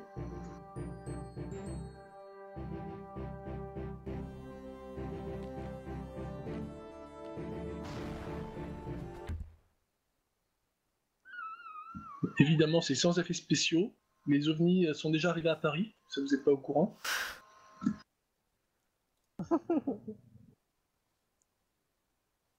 Donc voilà. Deux choses à vous dire. Première chose, par rapport à tout ce qui est multijoueur, etc. Il y aura un mode de jeu multijoueur qui me tient beaucoup à cœur. J'espère vraiment qu'on va y arriver. De quoi il s'agit? Est-ce que vous avez déjà joué à Warcraft 3? Moi pas pour ma part. Oui. Ouais. Est-ce que tu as entendu parler du mode de jeu Line TD? Oui, non, parce que multi, je me suis arrêté à Dota, donc... D'accord. Donc en fait, Line TD, c'est un mode de jeu de Warcraft 3 où en fait, on gagne déjà en flux continu d'argent, en petit quoi, mais qui augmente au fur et à mesure, et surtout on gagne de l'argent en explosant les unités adverses qui nous sont envoyées par adversaire. Et donc, nous, dans le même état d'esprit, on va aussi faire la même chose dans FCS, où il y aura un mode de jeu où en fait on va gagner de l'argent en explosant des ovnis voilà, que l'adversaire nous envoie, et en fait ça va nous permettre de pouvoir ensuite choisir d'envoyer tel ou tel type d'ovni à l'adversaire. Et donc en fait il y aura un aspect un petit peu stratégique où en fait on pourra choisir soit d'économiser pour envoyer donc des gros ovnis qui coûtent cher et difficiles à tuer, soit d'envoyer plein de petits qui coûtent pas cher en nuée, et ainsi de suite. Et donc ce mode de jeu multijoueur devrait être assez sympathique, et il me tarde de pouvoir commencer à faire des playtests dessus. D'accord. Par contre, j'ai pas trouvé le lien de Kickstarter, tu me disais. Bah en fait, va sur le site Kickstarter et tape Awards Command Ship, s'il te plaît.